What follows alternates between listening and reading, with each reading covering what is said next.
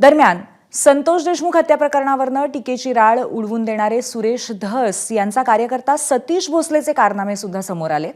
भाजप कार्यकर्ता आणि बीड जिल्ह्यातील शिरूरचा कुख्यात गुंड सतीश भोसलेनं दिलीप ढाकणे आणि महेश ढाकणे या दोघांना काही दिवसांपूर्वी जबरदस्त मारहाण केली होती। त्यात दिलीप ढाकणे यांच्या तोंडाला गंभीर दुखापत झाली, त्यांचे 8 ते 10 दात पडले, तर महेश ढाकणे यांचा पाय फ्रॅक्चर झाला। 2 वर्षांपूर्वीही सतीश भोसलेनं अशीच अमानुष मारहाण केली होती। त्याचा व्हिडिओ सुद्धा सध्या व्हायरल होतोय। सतीश भोसले विरोधात खरं तर शिरूर पोलीस ठाण्यामध्ये गुन्हा दाखल करण्यात आलाय। कारवाईसाठी पोलिसांचं पथकही स्थापन केल्याचं सांगितलं जातंय। मात्र अजूनही सतीश भोसले मोकाटच आहे, त्याला अजूनही अटक झालेली नाही। धसांचा कार्यकर्ता भोसलेच्या मुसक्या कधी आवळणार असा सवाल त्यामुळे पुन्हा पुन्हा विचारला जातोय।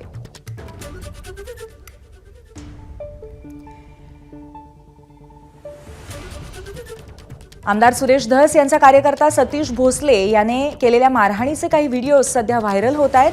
अमानुषपणे त्याने मारहाण केल्याची एक घटना 2 वर्षापूर्वी घडलेली होती, त्याचा व्हिडिओ सध्या व्हायरल होतोय। आणि त्याचबरोबर काही दिवसांपूर्वी त्याने दिलीप ढाकणे आणि महेश ढाकणे यांना सुद्धा जबरदस्त मारहाण केली होती।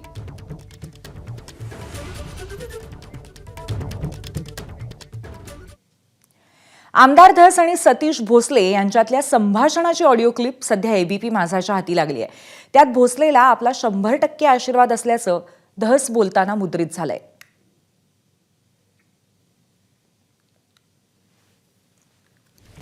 खोक्या हॅलो, सॉरी अरे बाबा, मला गडबडीत जमलं नाही शुभेच्छा द्यायला। काय नाही, वाढदिवसाच्या बिलेटेड शुभेच्छा। धन्यवाद बोल, धन्यवाद। तुमचा आशीर्वाद राहू द्या फक्त आता। 100% आहे, मला ते काय झालं 99 सुद्धा नाही, 100 आहे, 100। बस ओके बस, ओके बस, थँक्यू बस। हो।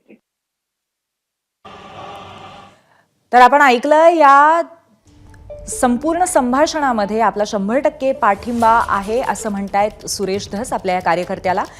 असा कार्यकर्ता ज्याच्या व्हिडिओमध्ये आपण पाहू शकतो की नोटांची बंडलं तो मोजतोय। आता ही नोटांची बंडलं कुठून आली असा एक मोठा प्रश्न अर्थातच उपस्थित केला होता सामाजिक कार्यकर्त्या अंजली दमानिया यांनी। त्यांच्याकडनं हा व्हिडिओ पोस्ट करण्यात आलेला होता। आणि त्या व्यतिरिक्त आणखीन सुद्धा मारहाणीचे 2-3 व्हिडिओज या सतीश भोसलेचे व्हायरल होत आहेत। यामध्ये काही लोकांना जबर मारहाण सुद्धा झालेली आहे। बघा, इथे आपण पाहतोय हेलिकॉप्टरने प्रवास करतोय हा एक सामान्य कार्यकर्ता, आणि गुन्हा दाखल झालेला आहे सतीश भोसलेवरती, परंतु त्याला अजून अटक कशी नाही झालेली।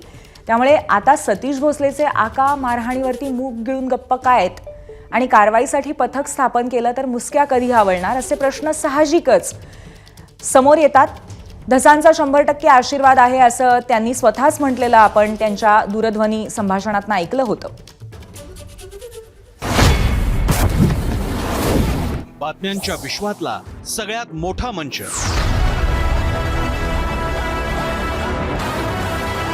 अचूक, थेट आणि निष्पक्ष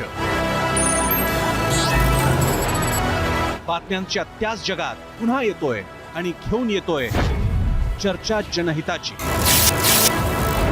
नमस्कार, मी प्रसन्न जोशी।